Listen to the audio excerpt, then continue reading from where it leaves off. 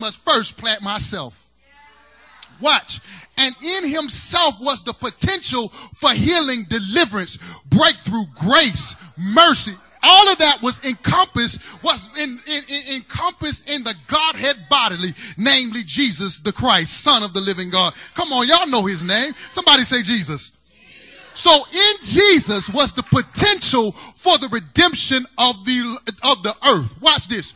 He begins to reproduce after his own kind. So now he brings us into his life, and he requires now that we die. Watch this. To bring forth redemption. My God. So he starts this thing off, and I didn't even come to talk about this, but let's go ahead and deal with it, because Christology is so needed now, because he didn't just come to give us cars, houses, clothes, and lands and all that good stuff. It's great in its place, but he came so that he could reproduce himself in the earth.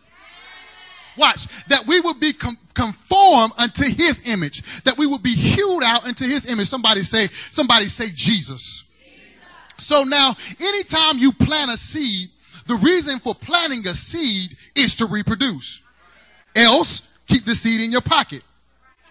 That's what the text says. He says, I say unto you, except a corn of wheat fall into the ground and die, it abideth alone. But if it die, it bringeth forth much fruit. So in order for you to be fruitful, you're going to have to die. Tell your neighbor, say, would you please die already?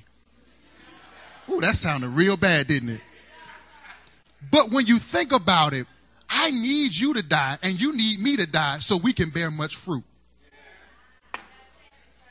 I don't want your heart to stop beating. I want your flesh to die.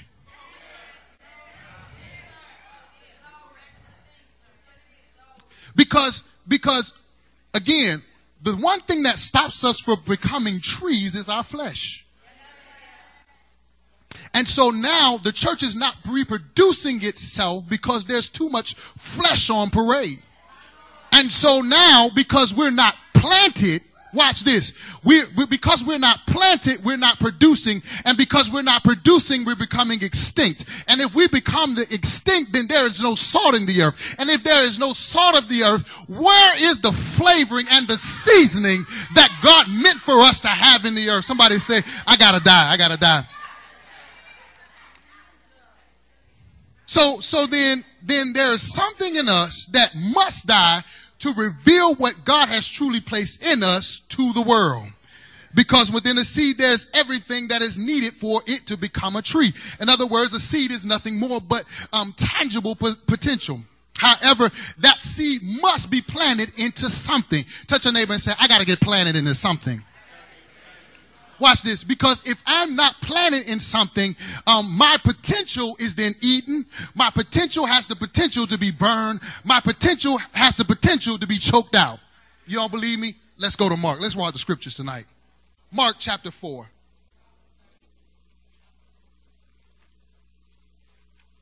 I hope this is blessing somebody tonight. Mark chapter 4. And when you have it, say amen. Mark chapter 4, verses 3 through 9 says this. Hearken, behold, there went out a sower to sow. Y'all heard that, right?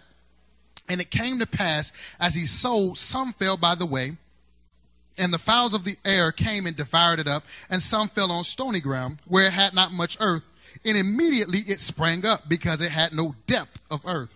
But when the sun was up, it was scorched, and because it had no root, it withered away. Somebody say burn. And some fell among thorns, and the thorns grew up and choked it, and it yielded no fruit. Somebody say choked out. And the other fell on good ground, and did yield fruit that sprang up and increased, and brought forth some 30, and some 60, and some 100-fold. Somebody say fruit. So then, if you're not planted, I just proved to you that if you do not plant yourself somewhere, if you don't plant yourself, then you have the potential to be choked out, you have the potential to be burned, or you have the potential to be eaten. Watch this, because now he goes on to say in the parable that the seed is the word. I told you that located in the seed is everything, is the potential for you to be the tree that you're needing to be. So then, if that is the case, then how are we surviving without the word?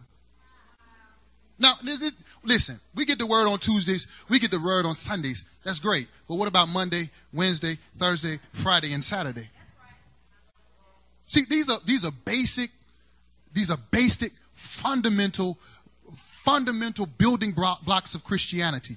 Much of which we have relinquished because our flesh gets to live when I don't bury myself in the word. Wow.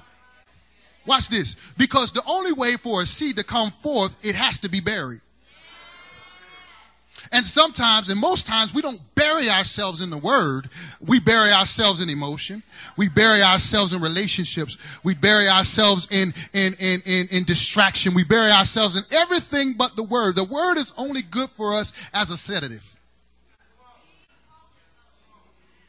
No, let's be honest now.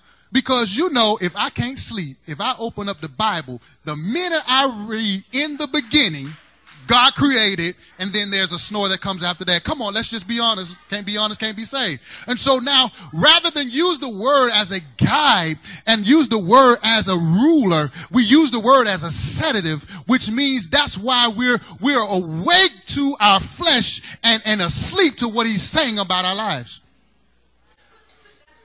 Y'all don't want to hear my theology, but that's okay. So here it is.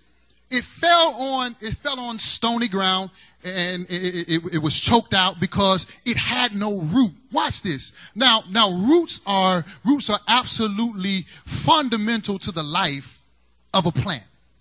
Tree, grass, whatever. It's got to have roots. If there are no roots, then you have no plant. So that's why when the heat of life, when it's turned up, it seems like our praise withers away. Can I tell you why? Because our root at this point, we haven't found any good ground. Okay.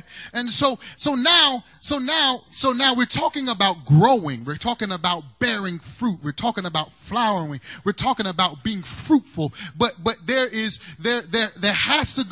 have to go through this seed stage, because the seed stage is the place where the outer coat of who I am is being eaten away by the dirt.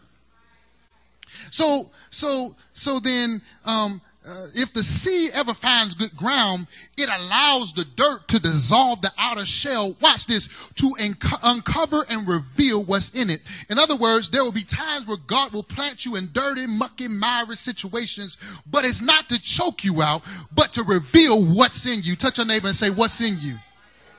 It reveals what's in you. Watch. Some time ago, we talked about Peter. Remember, Peter says something to Jesus. Jesus says, listen, before the cock crows 3 times, you're going to deny me. Before the cock crows, you're going to deny me 3 times. You remember he said that. And Peter says, no, Jesus, never in a million years, I won't deny you.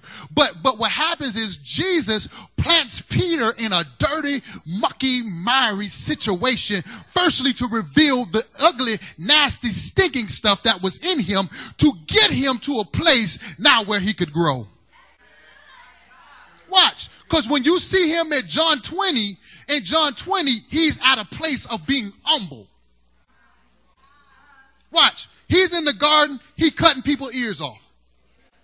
He don't care nothing about it. He's slicing ears, he ready to fight. He get in the courtyard when he denying Jesus, he cussing, and he just all kinds of foolishness. But when we find him in John chapter 20, now he's humble.